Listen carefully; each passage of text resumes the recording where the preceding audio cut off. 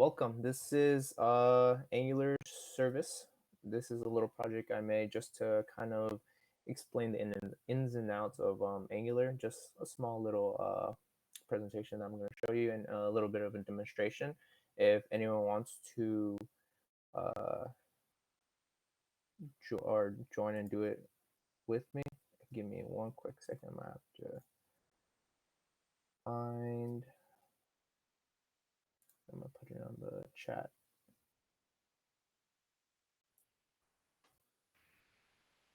Give me one quick second. This is if anyone wants to try it out, if anyone wants to go follow along with me, but it might be a little quick, but it's all up to you guys. Let me share my screen. So, all right, so this is my project called Angular Services. So basically, this is a little small project that I use with this feature or this little thing that Angular has, which is services. These are like the prerequisites, installing Node.js. And when you open up the command line after downloading Node.js, you can go here and look up the version for Node. So let me demonstrate that real quick with you guys. So if I go here and do command line, and then you go node-v. I already have it installed, but if you don't have it installed, you can just click on here, and it'll take you to the Node website, and you just download the recommended one you use for it, the 14.5 version, and that's I have the 12.41 version, but 14.1 version, but it's okay. So now on the command line or in terminal, you can just check it like I just did right now, just node-v, and you can see the version you have. So then afterwards, you also have to download, VS Code and Git Bash. These are two other requirements. Again, you can just click on here and download for Windows, Mac, and I believe this is for Linux. And you can also get Bash. Click on that, and you can get for Mac, Windows, and Linux as well. And those are the few tools you're going to be using for this workshop. So if we go here to the command line, now I'm going to make a folder here named demo. New demo. And I'm just going to name it demo just to have it here. And when you open demo here, you can just open Git Bash here, or you can open Git Bash here. You just right click, and it should be one of the few options that you have in your right click. So you go here, hit Git Bash, and you're already in this screen. So when you go here, you can also check to run npm, which I should show as well. So npm, was it? Actually, I believe that's the command. Yeah, and it gives you the version of npm that you need as well. And so here you can just grab my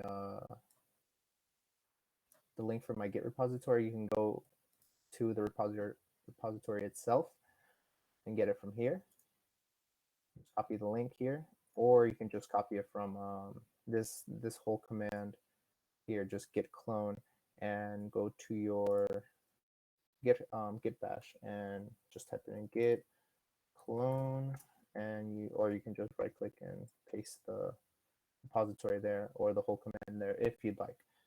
So once you do that, it clones the repo, and I should have the project now in the repository. So if you check in here, you can see I have SID, which this stands for Student ID, which is part of the project I'm working on. And here's all the requirements that you need for this demonstration, as well as the demo presentation, the PowerPoint that I have there. So yes, The way we're going to open this is through the command line. I find it a little bit easier that way because of just running it. So if you have Windows, it's just cd desktop /demo /sid, and you click enter and you should be there. And I think for the terminal it's the same way, and instead of dir it's ls, I believe so, if I'm not mistaken. So you can see all um, the things that it has inside. So we're not going to necessarily work on the code in the command line, so we have to open up our IDE, or yeah. So we'll do code dot, which this is the command to open up VS Code. So once you do that, you click enter, and it should pop up everything from the folder that you are in. So because we are in the desktop demo SID folder, it has all these things already installed to it. So when you hit code, it should automatically have everything here. The apps, we have student details. These are the two that we're going to be working with: student details and student list. And if you open up the components, you can see a little bit of code that we have here. So we'll be talking more about this in a little bit, but for now, we do need to install the Angular CLI into our folder. So we can use npm install CLI. You can just click copy and paste from there, and just paste that and let it run. This usually takes a few minutes to run, and it shouldn't give you any problems. But if it does, I have a couple other things we can check here. So we can first check the ng version by, let's see, check what we have. So ng version, and it looks like we have a little bit of a problem here. So no worries. So all we have to do is, if we see here, to fix the problem that occurred, we can just do npm install, which grabs all the other requirements that it needs. So npm install, and it should take a few seconds, so a few minutes, if depending on your machine.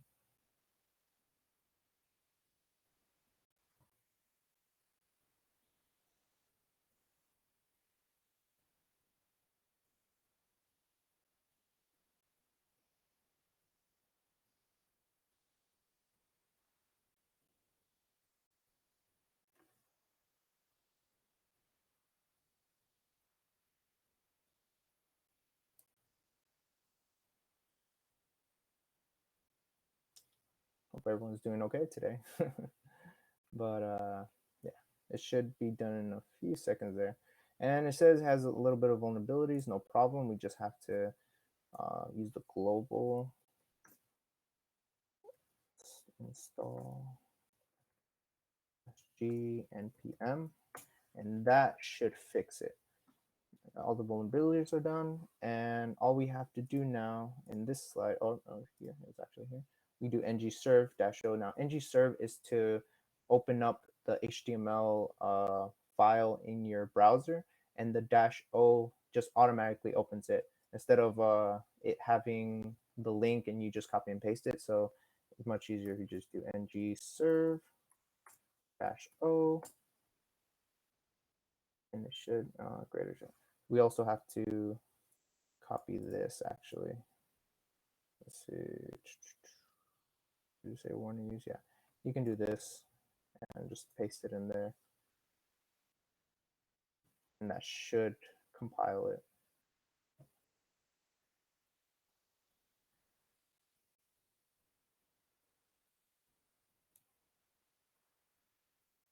It's a little bit of work. If anyone has any questions, let me know.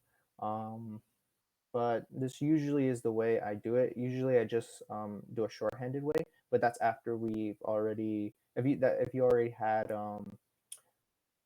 like the node installed and everything. So this is like the first time way of doing it. I've tested it out a couple times, so it should work. So as you can see here, this is just a simple bare bone version of a student information demo. So when you click on these two buttons, you can see that you have student detail, which is just or a student list, I believe. I gotta change that. And it has a list of names here, just a couple of names I had. And then the student details has their ID, which is just 1, 2, 3, 4, 5 for now, their names, and their age. That's how I structured it just for this little example. And the way it's working is going to be here in this student. Let's see if I can just command. Let me try opening this again here on code. So code. See if that takes out the errors. And it looks like it does. Okay, cool. So then all we have to do to turn it on is ng serve. We don't have to necessarily put O because we already have this open. So we can just ng serve and it should be good. Okay. See here. Okay, so it should be working now as it is. You can just refresh this and see, yep, it's all good. So now, why do we look at this code and I ask the question, why is this code wrong? It looks right, everything's working as it should, things are, this is a clean cut way of doing things and it seems like it's working. But I believe this is a really wrong way of doing this. Why? I call this dry coding. So if we look at the next slide, we'll come back to this slide. You can see that we have student details components.ts and we have student list components.ts. In both these folders we have, or both these files, we have an array of like students. And each array has their ID, their name, and their age. And as you can see that these two are identical. Now, you can say, oh, well, there's no problem really. We can just change things here and we can change things here because we need both of these to have information for it to work. If we take out the information from here and we leave it here, it's going to crash. And you're thinking, like I said, it can be working. We can just add another ID like 8 here and another name and another age, but we also have to put it here. And that's the problem. What if you have 10 files with different things, like this one's student details, student list, maybe housing, maybe something else, and you want to have it, separated in any way you want. It's going to get overwhelming when you have to go to like 10, maybe even 50 different files to change one thing. Imagine you have to change like 10 things, So that's not a really good way of doing things. So I believe that there should be a simpler way, and there is. So if we go back here, like I said, don't repeat yourself. That's what dry coding is. Making multiple copies, revisiting multiple classes for the same code. Now, we need to model this into a more refined, I guess, version, you can say. So when you go here, and we get a little bit more information about what Angular service is. So if you can see here, it says it's a category that focuses a value or features on an application needs. It's used necessarily for sharing data through many components at once, like I showed you. It has a backend as well, so you can have Angular code tested, and it can also connect to a database. And I'll show you how that works later. It's simple and you can connect it to like a database anywhere, but I'm going to make a somewhat how should I say this, local server. So if we keep going, let's get started. So first it says here we have to make a studentservice.ts file. Now the way to do this, you can do this on the command line or you can do this on the folder, like on VS Code. Let me just close some of these because I have a whole bunch of things going on at once. So that's okay, good. So if we go here, you can just add a file and do it that way. or you can do it here. So here we're gonna have to close this file. Yes, and then the command that we're gonna use is ng global service students. So those are the acronym circles. So nggs students. So once you run that, yeah, it created it, and that should be good. So if we go back here, we can see, yeah, student services. Yeah. So we created our student service here from the command line. So now we can just ng serve again, or we can just leave it like that because we're gonna be adding more things. This is in order to provide students data, we need the services to handle the aspect of the code. And this is kind of like a way of how it works. So we have the two student lists, the services, it gets the HTTP request that we're going to be using, and it goes into the so-called database that I'm going to make through a JSON file. It responds to the HTTP as an observable, and it goes back to the student service, and then it goes right back into the student list, so it can project into the HTML. So when we start here, it says add import HTTP client from the Angular common HTTP. So we can just copy this, and I'll explain as we go along. So we go to @modules.ts, and we just add in our HTTP client module. So right now it's not working because of these. It does this a couple times, and there we go. It should work now. Right now it's commented out because we need to add more things. So we need to add the HTTP client module under the imports. So we have to import it in. So we go here and we can add it at the end. We can add it anywhere, but make sure you add a comma. Oh, actually not there. Actually, it's under imports. Yeah, sorry about that. HTTP client, and also we need to add student services under provider. So now here we got to add student services, and we can just find it here and click it here. So that should work for it. Now, why is this? Yep, that's why. There we go.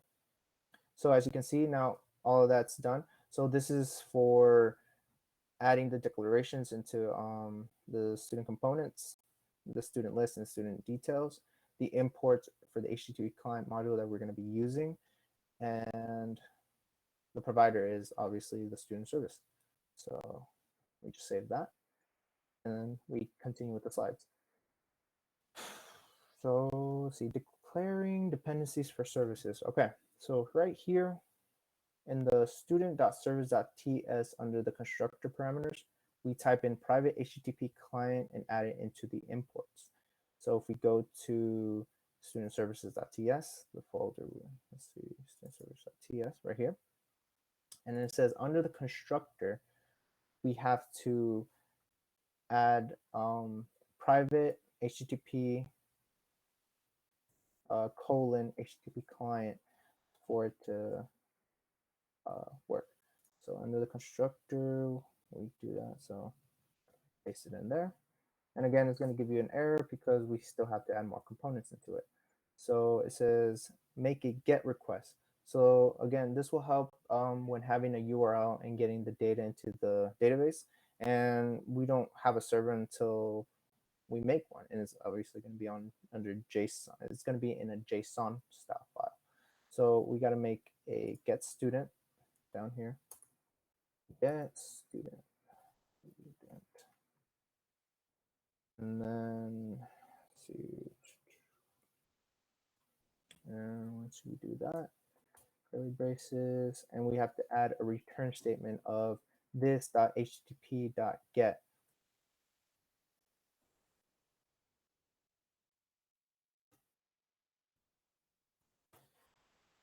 Okay, cool. And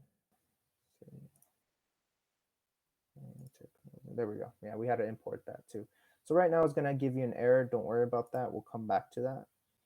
So now we have to add in our database.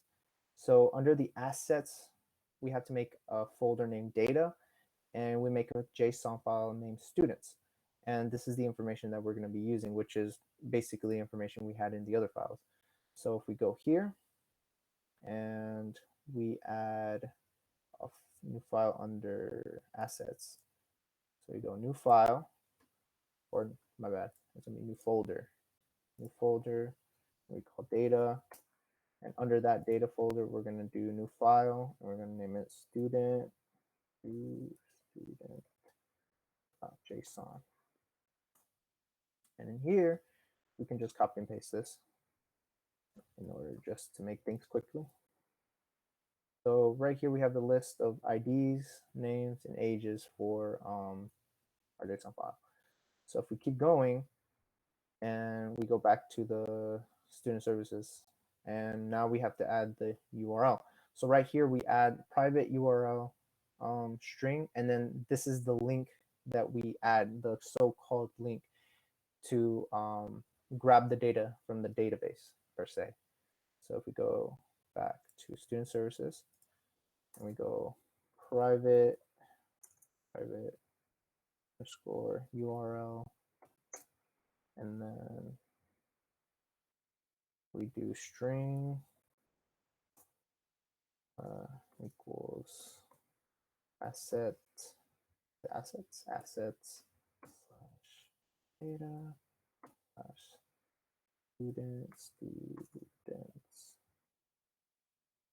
student.json.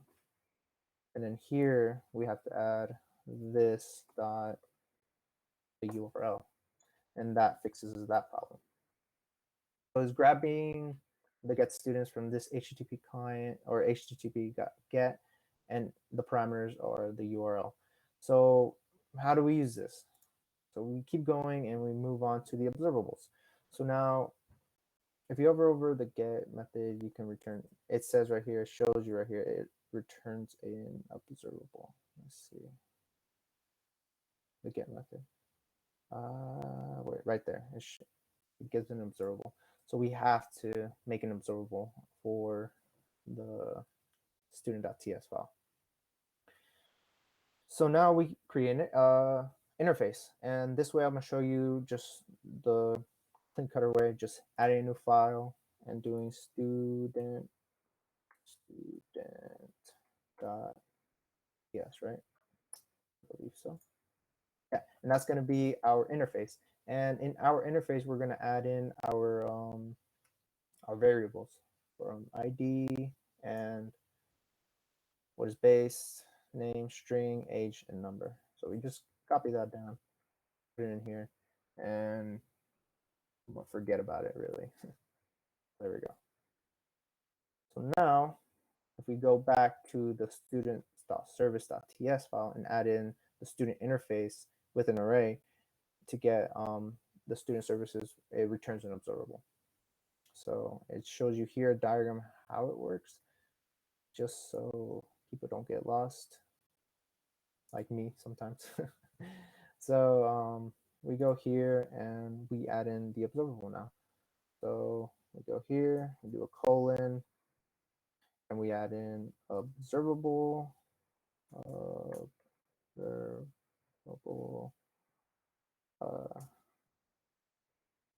we do the student interface.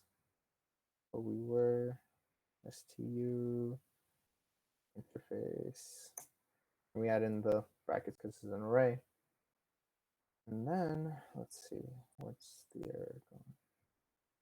Let's just add everything for now and see if it gets out of here. So then we add student interface. What is it? Brackets. And it looks like it's still. Did I misspell something? I might have. Observable brackets stu interface. Bracket. Let's see what it says for the error. condition void nor must return the, okay. Give me a quick second. Observable. Student interface.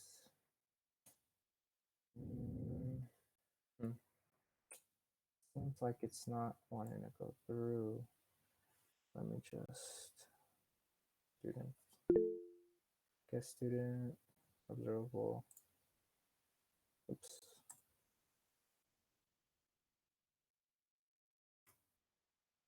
No, that's not it. Yeah. So observable student interface. Let's see. Let me fix this actually. Give me one quick second.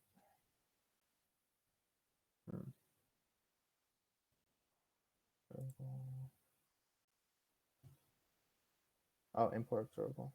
Is that it?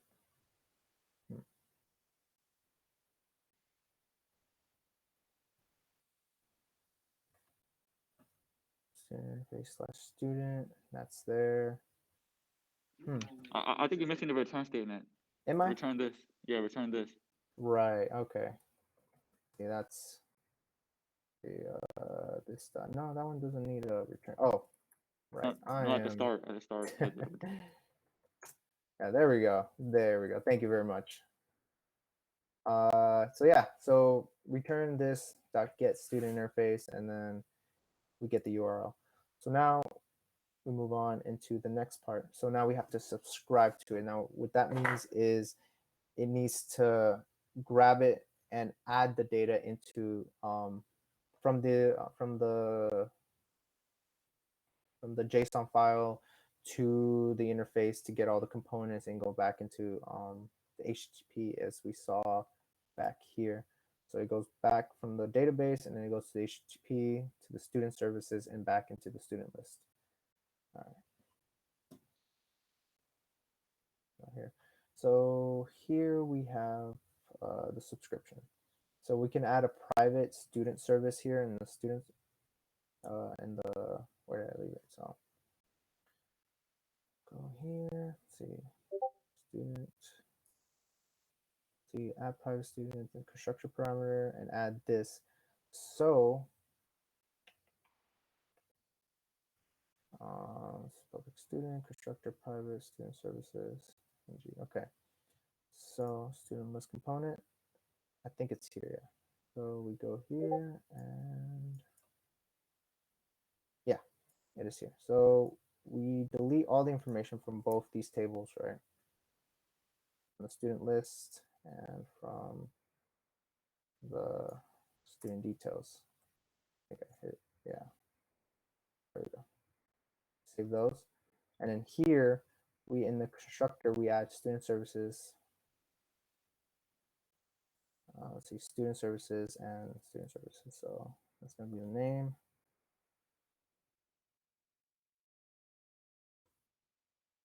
Services, student services. And as well as here, we do in the void, in the init, and the void, in it we do this dot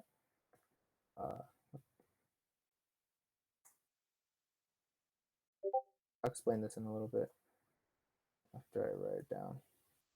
It'll be this dot student service.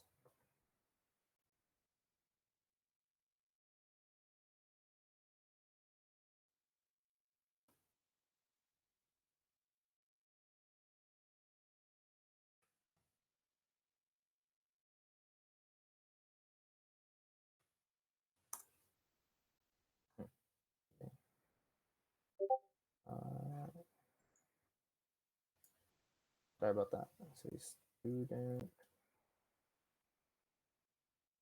Oh, right, not that, the private. My bad. There we go. So now it should, yeah, there we go. Student services dot get student. We gotta subscribe. And then here, this is a lambda's version of adding the data side. Data equals this dot student equals data. Okay. So basically, this is grabbing the students from here and is getting the students from this get student is from the student services, I believe. Yeah, here where we do the HTTP and we subscribe the data to this student and it equals the data. Something like that. So yeah, so now after we do this, it should be apparent for it to work. Assume so. I promise I did this, but it's just been a while. But so yeah, so now all we have to do is go to the command prompt and ng serve. Just let it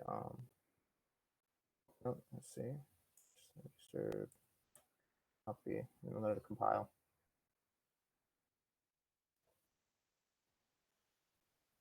And as you can see, if we look at here, and look at that, it should be working. And looks like I didn't add it for the details. See, that's what happens. So if we don't add it here, we can just copy and paste it, and we have to add it into the details as well. So we go here, add the constructor, and we can just paste it, and that should work. And services, there you go. Now it should, yeah, there you go. So now you can see the list, and now you can see the details. And you're asking yourself like, well, it looks the same, but a slight difference. So now we can add another name. So we do ID 9 for the next number now. Name. And then we can just do a name like John. Oh, I already have a John, so we're going to do Carl. Right? And then we do age. And then we would say he's 22, make a different number. So once you save that, and you refresh this, you can see that Carl's in there now, and he's in both the name for students and for the details. Now, this, like I said, this is a way more clean cutter way of doing things. Instead of adding them here, and you'd had to change it here, and then you had to come back and change it here. And then, like I said, if you had like 10 or 20 different like things you had to change, you can copy and paste, yes. Or if you had 100 different like files, you'd have to do that continuously. Instead, now we have a mini database here where we add on all our data, and now it's added here. So we can even delete, like say we want to delete, these, right? Save that, and now only have, right. Save that, and then now we only have 3 names, these 3 names, and you can, again, you don't want to get rid of these names and you want to add another one in, say to ID 10, name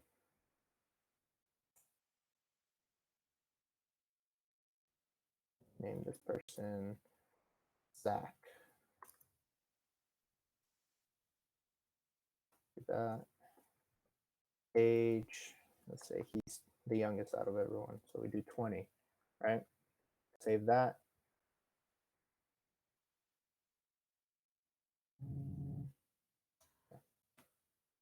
Don't forget your comments and everything. And there's Zach. You can see he's there. He's number 10, and everything's working tip top. So yeah, in conclusion, this is a small little tutorial on how to kind of make code cleaner and make sure you don't repeat code, because in a work environment, you want to make sure that you have the cleanest like code without much repetition to save memory and to make things faster and stuff. So for this demonstration, it shows that it uses a little less stuff to use. It uses less things, You just use this JSON file, and it goes through the services, and then it goes into the list and the details, all working together like in as an MVC. So yeah, that's about it. Any questions? I'm sorry I've been a nervous wreck, but I hope you really enjoyed watching this little demonstration. But if anyone has any questions, feel free to ask.